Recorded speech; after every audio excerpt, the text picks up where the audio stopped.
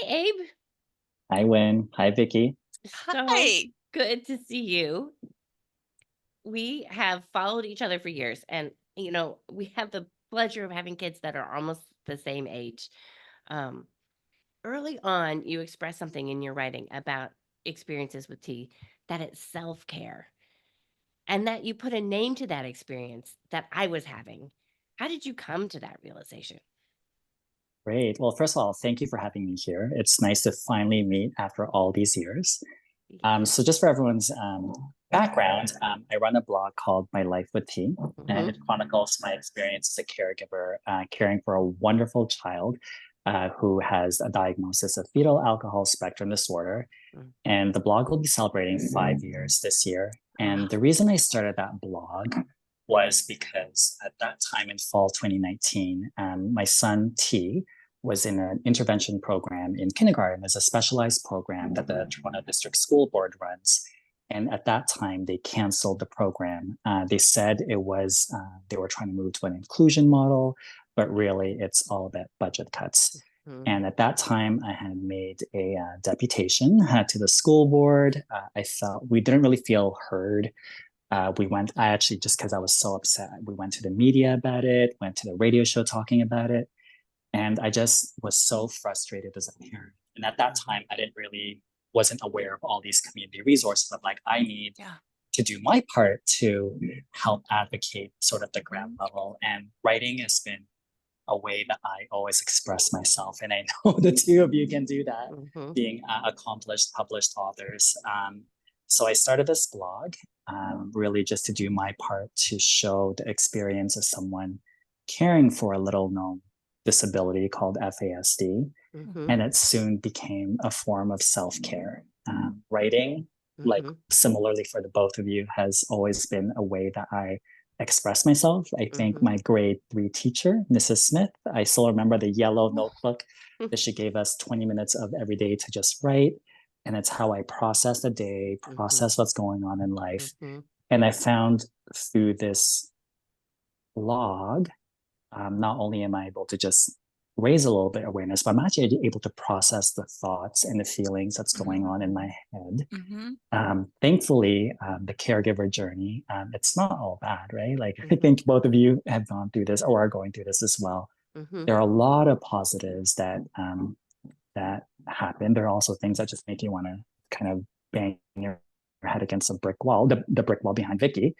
Um, but but it's also wonderful to reflect about it. And I find when I blog, I don't get to blog every day. I try 1 or 2 posts a week.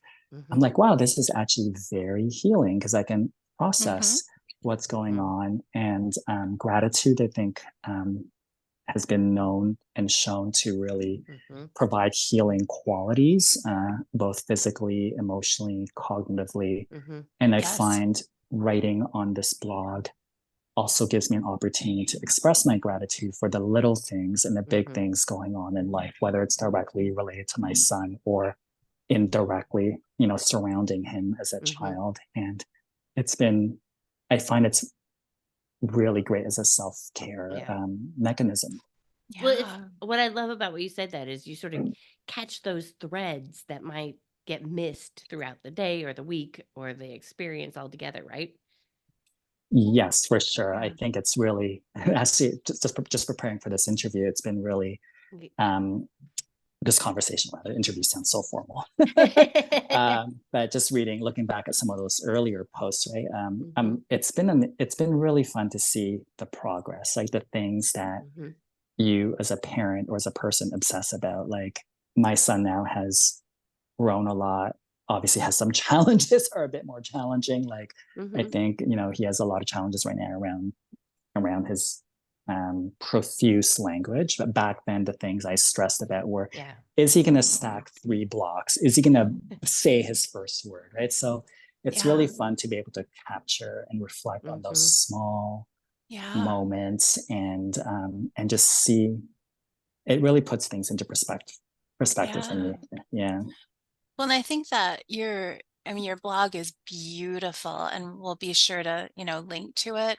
But I think the vulnerability that it takes and the candor that you bring Mhm. I think what you said is what Wynne and I have found is that there's the benefit for ourselves, in doing that, kind of pushing ourselves, because clarity comes when we write. But then the bonus for people that are writers and bloggers is that you get feedback from others, who can say, you're enriching my life. And granted, you get, praise, well deserved, but I think it's what we enjoy in comments with you when you read things we've written. It's that, oh, we've met in the middle. I see you. I see you working hard. You've enriched my life. So if we don't say this enough, we'll just keep repeating it. Thank you for, inviting us in, because it makes my life richer. I would say thank you back to both of you. I am peripherally a member of the Heart of the Community, Heart of the Matter community, and this wonderful community of writers and people who comment. And what I love about it is just learning about other people from around the world, but really seeing, we all are going through our own individual journeys, but there's a lot of similarities that we're going through, and we it's very healing. To your point, Vicki, right? When someone reaches out and comments and just says, you know what, you said something I didn't think about. Like for me, it's gratifying to hear from people. I haven't heard about FASD. Thank you for letting me know about it. And then vice versa. I'm learning about, self-care techniques from the posts that you read about, or even though it doesn't relate to self-care, just seeing these wonderful lives happening around, whether it's Deb or Aaron or Brian or the post that you do, it's been really nice. And I think through writing, it's also been cool to meet people around the world. There's someone from Indonesia who just writes about traveling, but we were able to find a common connection. I remember one time he posted a comment saying, I tell my mom about your kid, and it's kind of making her rethink about some of the comments she's made around unruly children growing up. Or there's an American based person who just blogs about cooking. But then when we found, because I love cooking, as you know, it's a self-care method, and then she was saying that she was someone who worked with adults with developmental delays. So it's just, I think that's my way of kind of saying there's so much that unites us. And I think stories and writing and sharing stories is really a great way to build that community. It really is. It really is. Yeah. Can you tell us more about FASD? Sure, I'll be glad to. I'm going to actually refer to so if you see me looking at something, I'm looking at a website just because I want to, language, I think is really important, and especially when we're describing a disability. So this definition is provided from an organization called CAN FASD. So it's a Canadian based. The US equivalent is an organization called FASD United. But CAN FASD defines FASD as standing for Fetal Alcohol Spectrum Disorder. It's a lifelong disability that affects the brain and body of people who were exposed to alcohol in the womb. So each person with FASD has both strengths and challenges and will need supports to help them succeed with many different parts of their daily lives. So our son T received a formal diagnosis when he was 7, 8, one of those ages. But we kind of knew since we adopted him when he was 1 that this was a possibility, because we knew his medical records indicated that he was prenatally exposed in the womb to alcohol. And in order to receive a diagnosis, you have to have that known exposure. And you also go through a series of assessments, including psychological assessments, and you have to have demonstrated impairments in a minimum of 3 of, I believe, 12 domains.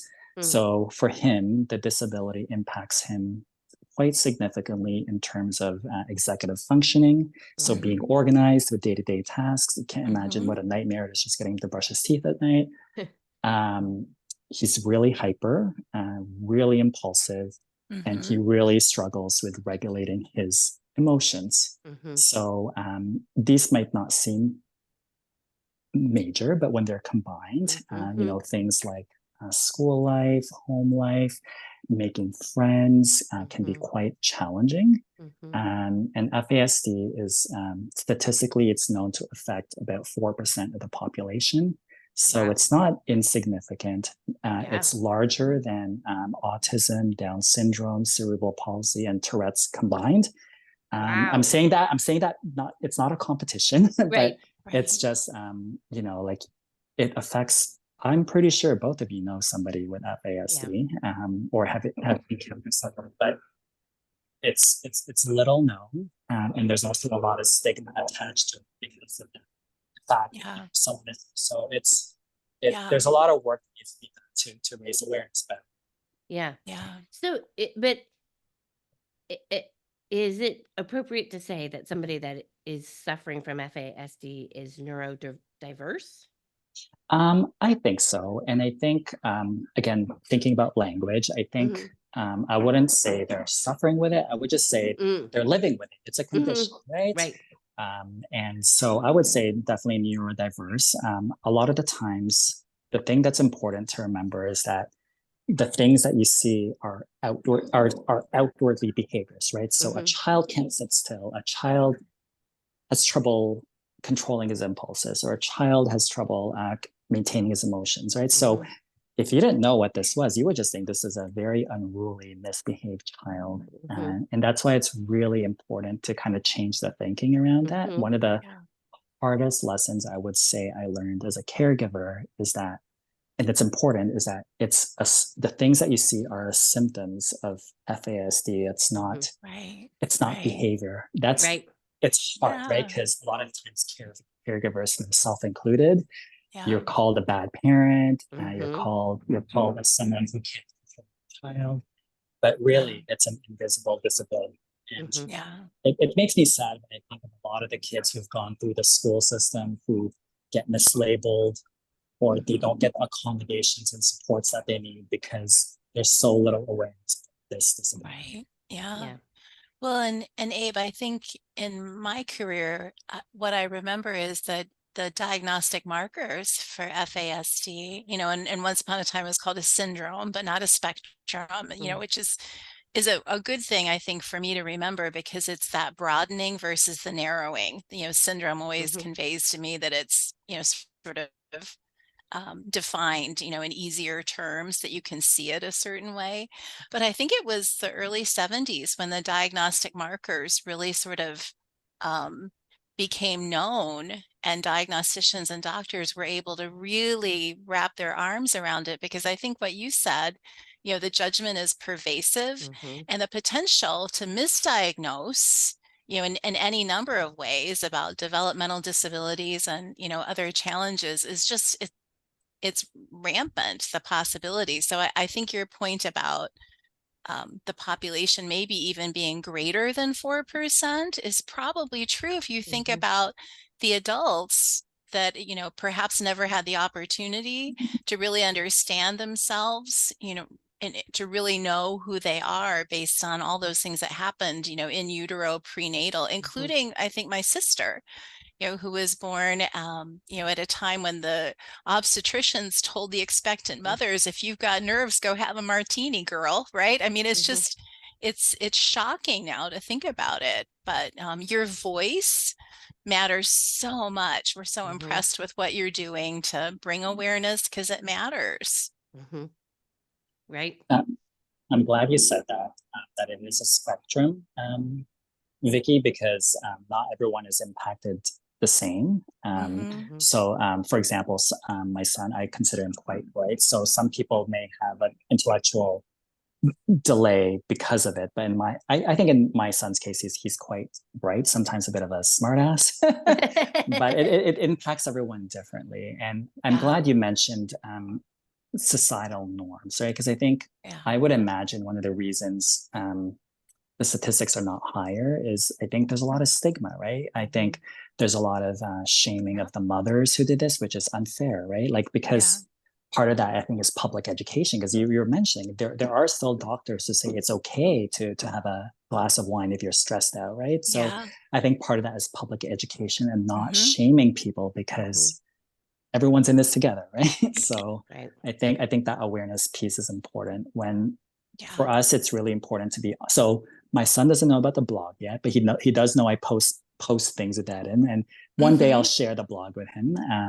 But it was very important for him to know about his disability. So we shared it with him shortly after Christmas. He's very young. He's only 9, so probably developmentally probably younger, as with common, but chronotypy is 9. And he's still processing the diagnosis. But we think it's important for him to understand at his own way why his day-to-day life is a certain way, why sometimes he has trouble organizing himself, why he gets upset really fast, why he goes from 0 to 100 really fast, why sometimes he has challenges maintaining friendships. And I think it helps, right? It's very funny to see him process that. On Sunday, we were at a community event because September 9th is FASD Day. So the organization that supports him, it's called Surrey Place. They organized this wonderful community event, very first time doing it. And part of the event was hearing from adults, young adults with lived experience. And I think it was important for our son to see that this is just one part of him. There's more parts to his identity. He's gifted in athletics. He's really funny. He's very creative. This is just one part of him. Great right? with animals. Great with animals. Yes. I show him pictures of Cooper. He's like, how come those kids get to have a dog and I don't? I'm like, it's because you terrorize your cats. That's why you don't get a dog. Right. So well, yesterday, Miss O was like, can we get a snake? I'm like, no. No. We've got But Abe, I want to say I love what you just said, because I think I believe what you're doing is contextualizing for T who he is, not holding anything back, opening him up to the support, the information, the richness, the community. I mean, I get chills just now even thinking about what you just said, but it's not everything about him. So that's one piece, but there are all these other glorious aspects, and seeing himself in balance that way in 360 is like everything. It's so, I love. Yeah. Well, and that goes to sort of one of our last questions. I mean, we love your honest and humorous and heartfelt observations about parenting. And you really nail how that all comes together. Yeah. How do you capture all those moments that are both really hard and playful at the same time? I would also actually love to hear how you two approach your writing, because you're just the things you write about are so interesting, right? So I would really love to hear your thought processes as well. But since you asked about mine, I think for me, you can always approach life with, half glass full or half glass empty. I'm thinking before the recording started, we were talking about the presidential debates, right? There were 2 visions presented. One is doom and gloom. One is more hopeful. And as we all know, the truth is always somewhere in the middle, right? It's never those extremes. And for me, you have a choice when something comes to you, right? Of how you face things, no matter how hard it is. I tend to try to be optimistic, and humor is one of the ways I cope in life. My colleagues always joke that when if I'm sitting at my desk and I'm having a nervous laughter, it means I'm just kind of processing what's going on around me. That's how I cope with things in life, right? So I think that comes across in the way I reflect on life, and I process things, and I talk about it. And thankfully, whether it was influenced by me or not, T also has a pretty humorous outlook on life, and he's funny as hell, right? So, so I think, to answer your question, I think as things are happening, so life for me is the best inspiration, right? And you can never run out of ideas if you just pay attention and try to stay present in what's going on. And T is, for better or for worse, a great inspiration, because I'm like, he does something, okay, this is hilarious. I have an app on my phone. It's a notes app. I just write, okay, I got to do this, or I start taking pictures I know I can use later. And it's the biggest joy for me, and I know both of you can relate, Mhm. is experiencing life through a child's Mhm. eyes, right? Yeah. Because it's one filled with more hope, it's filled with Mhm. humor, it's filled with Mhm. curiosity. There's not that jadedness to it. Mhm. And Mhm. I want to Mhm. share one quick story that still blows me away. So, as both of you know, my sister passed away. It'll be 2 years in December. Oh, She gosh. lived with us in the final few months when she had cancer, Mhm. and this was the first time T had experienced a death.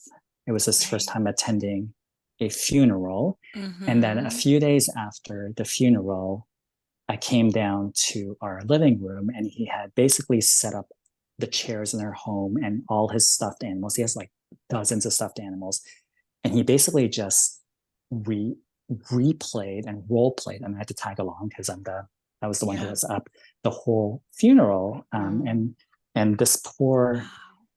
seal Oh. was the unlucky one chosen to die. Oh. So he did a eulogy, he had fake. Wow. So I'm Goodness. like, so the reason I'm sharing this is like, as a parent of a child with a disability, you're often focused on the negatives, but Mhm.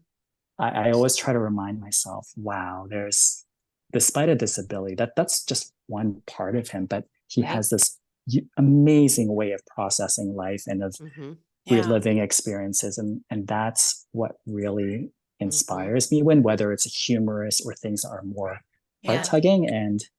And so to answer your question, like I never lose inspiration. I wish I had more time to write about everything I've written down on my notepad, but I don't. Yeah. One day.